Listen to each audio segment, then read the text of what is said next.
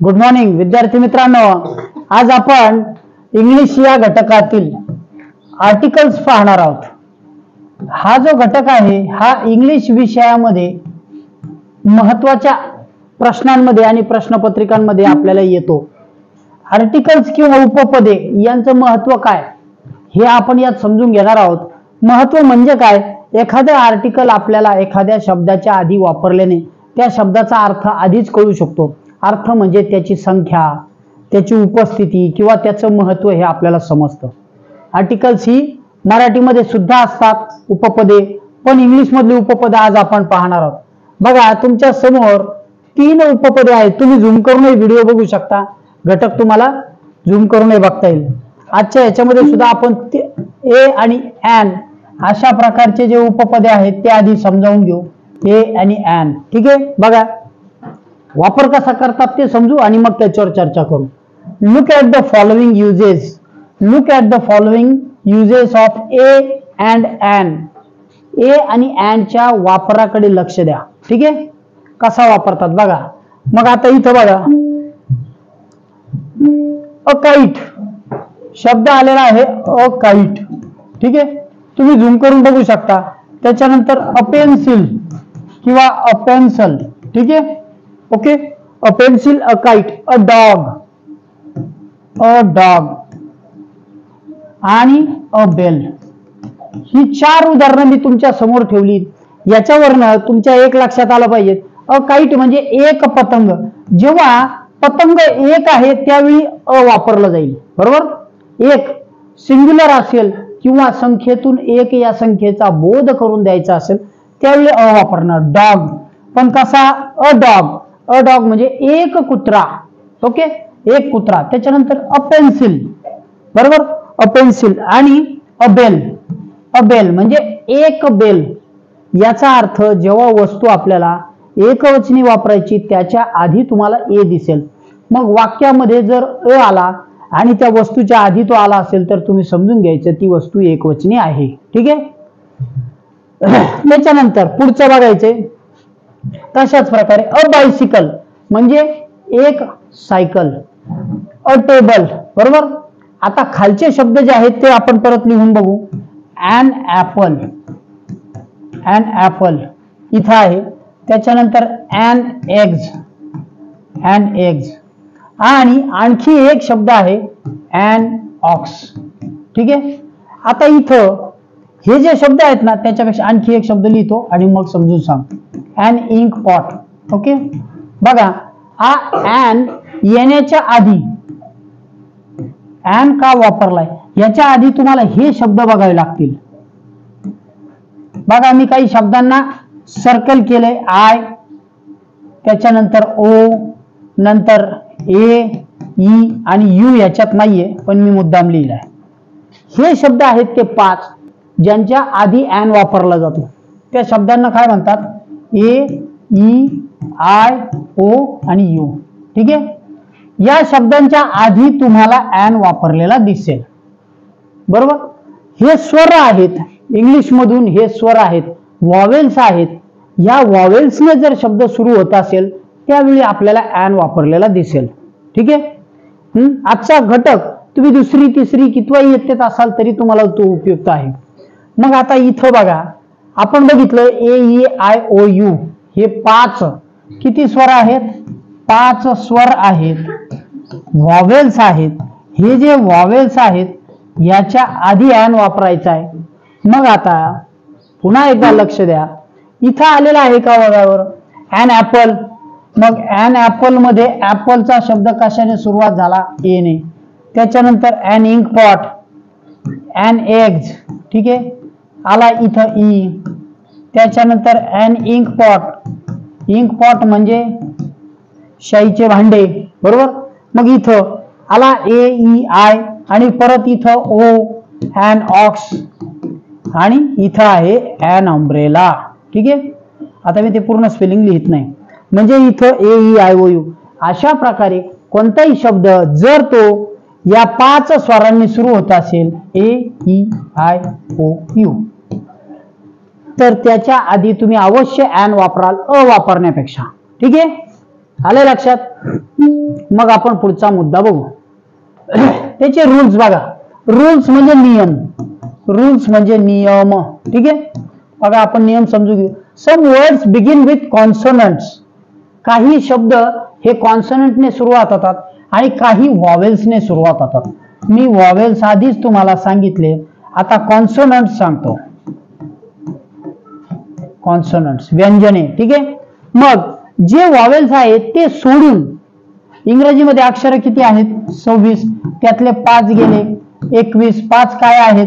व्हॉवेल्स आहेत. ते आहेत ए, ई, आय, ओ, यू. हे 5 सोडून उरलेले जे आहेत ना 21, ते आहेत कॉन्सोनंट. मग जे कॉन्सोनंट आहेत त्यांच्या आधी ॲन येत नाही. ओके, त्यांच्या आधी ॲन येत नाही. ॲन येतो फक्त व्हॉवेल्सच्या आधी. आलं लक्षात? मग आता अ वर्ड, इथं बघा हा नियम आपण समजून घेऊ. A for words begin with consonant. मग जिथं अ हा शब्द कॉन्सोनंटने सुरुवात होते, ठीक आहे, कॉन्सोनंटने जेव्हा अ सुरुवात होते तेव्हा कोणत्याही शब्दाची सुरुवात जर कॉन्सोनंट लेटर्स असतील, जिथं ए, आय, ओ सोडून या 21 लेटरने होत असेल, त्याच्या आधी अ वापरा आणि व्हॉवेल्सच्या आधी ॲन वापरा. ओके, आले नियम? ठीक आहे, मग कॉन्सोनंटच्या आधी अ वापरा आणि व्हॉवेल्सच्या आधी ॲन वापरा. आता आपण उदाहरण समजून घेऊ आणि त्याच्यावरनं घटक समजून घेऊ. ठीक आहे, चला एक्सरसाइज आहे आपल्या समोर. स्वाध्याय, fill in the blanks with a and an. ठीक आहे, ए आणि ॲनच्या ह्याच्याने योग्य उपपदे वापरून मोकळी जागा भरा. बघा बरं चित्र कशाचं दिसतंय. आता तुम्हाला जर हे चित्र बघायचं असेल तर याला आपण थोडस डार्क ह्याच्यामध्ये करू. बघा बरं, चित्र जर तुम्हाला बघायचं असेल तर आता बघा काय आहे. हा काय आहे? पहिला बघा, तुम्ही चित्र बघा आणि ठरवा. हा जो आहे धिस इज अ काय आहे? हॉर्स. मग हॉर्स जर असेल तर हॉर्स याच्यापैकी आहे का? हा शब्द व्हॉवेल्सने सुरू होतो का? हे बघा, ए, ई, आय, ओ, यू याने सुरू होतो का? नाही. हॉर्स कशाने सुरू होतो? एच. मग एच ने सुरू होत असेल तर हॉर्स काय वापरणार सांगा? चला विचार करून सांगायचंय मला काय वापरणार. बघा याच्यामध्ये जर हा व्हॉवेल्स नसेल तर इथं ए वापरणार. याच्यापैकी आहे का? नाहीये. मग इथं सरळ सरळ आपण ए वापरायचा आहे. नियम सांगतो. नंतर पुढचा बघा, हा शब्द धिस इज, हे चित्र कशाचं आहे? This is ox. ऑक्स आहे. ओके, बैल आहे. मग इथं काय वापरणार आपण ऑक्सला? ऑक्स हा शब्द जर व्हॉवेल्सने सुरू होतो तर इथं ॲन येणार. ओके, त्याच्यानंतर पुढचं धिस इज पॅरट. हे चित्र कशाचं आहे? पॅरटचं. मग पॅरट होतो का व्हॉवेल्सने सुरू? नाही, तो कॉन्सोनंटने होतो. कशाने होतो? कॉन्सोनंट. कॉन्सोनंट्स. मग ते कोणते आहेत? 21 आहेत. हे सोडून याच्यातनं वजा गेलेले. मग या 21 पैकी जर पॅरट असेल तर तिथं अ वापरा, कारण एकच दिसतो. अनेक दिसतात का? नाही. पुढे this is a elephant. A elephant नाही. काय येणार आहे? धिस इज हा ईने सुरू झाला. कशाने सुरू झाला?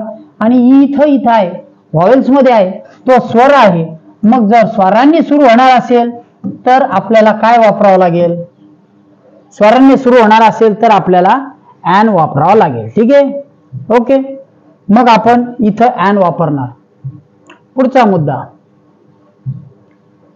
पुढचं लेटर तुम्ही वाचायचे. बघा आता वाचा पुढचं.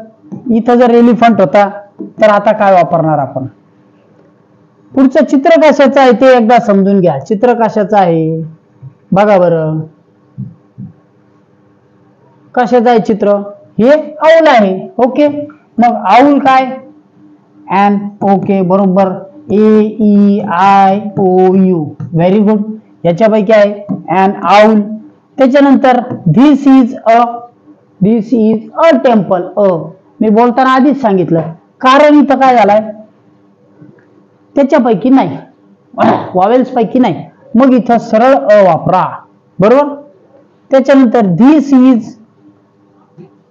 इज द ईगल येईल, अ ईगल येईल का ॲन ईगल येईल? ॲन येणार. काय येणार? कारण तो ई ने सुरू झालेला आहे, त्याचं पहिलं लेटर आहे ईगलचं, ईगल म्हणजे ई चा वापर आला, मग ईगल म्हटल्यानंतर त्याचा उच्चार अशा पद्धतीने. ठीक आहे. पुढे दिस इज ओनियन. काय येणार? हे स्पेलिंग कशाने चालू होतंय? ओनियनचं स्पेलिंग ओनियन. बघा ओनी चालू झालंय, मग तो स्वर आहे, स्वर असल्यामुळे इथं वापरा ॲन. त्याच्यानंतर this is orange. This is orange. आपण दुसरी तिसरी साठी घटक पाहत आहोत. इथं लक्षात घ्यायचे, जास्त कॉम्प्लिकेटेड उदाहरणं न घेता ही सोपी सोपी उदाहरणं आपण घेतलेली आहेत. ॲन ऑरेंज, संत्री. ठीक आहे. त्याच्यानंतर दिस इज अ मँगो. कारण इथं कॉन्सोनंट आलेले आहेत, त्या 21 पैकी आहे, व्हॉवेल्स नाहीत, म्हणून इथं अ मँगो येतो. ओके, आलं लक्षात? अ वापरा. ठीक आहे. पुढचं. अशा प्रकारे आपण उत्तर समजून घेतलीत. मग आता आपल्याला ह्याचे नमुना प्रश्न समजून घ्यायचे. ठीक आहे. चला नमुना प्रश्न आपण समजून घेऊ. नमुना प्रश्नामध्ये थोडस याची लाईट कमी करू. ओके. चला बघा बरं, आता सॅम्पल क्वेश्चन्स मध्ये उत्तर वाचा. पहिला क्वेश्चन वाचायचा आहे. Choose the correct article. प्रश्न वाचता यायला हवा, प्रश्न नीट वाचत चला. Choose the correct article to complete the sentence. वाक्य पूर्ण करण्यासाठी योग्य आर्टिकल निवडा. योग्य आर्टिकल निवडा. कोणतं आहे? I had dash dash banana for lunch. I had dash dash banana. काय हो, काय येणार इथं? बनाना हा शब्द वॉवेल्सने चालू होतो का? या शब्दाचा विचार करा, पुढच्या शब्दाचा विचार करा. बनाना होतो का? नाही होते. हा तर कॉन्सोनंट आहे, मग त्याच्या आधी ए वापरा. हा इथं ए दिलेला आहे. I had a banana for lunch.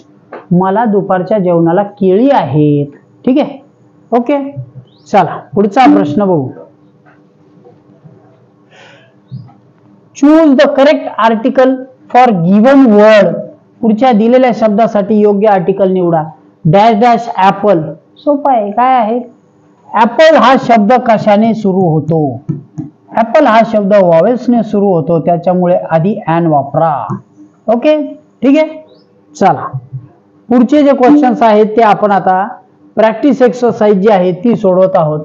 Instructions आहेत question number 1 to 5. Choose the correct article for given word. दिलेल्या शब्दांसाठी योग्य आर्टिकल निवडा. कोणता आहे? Dash dash old man.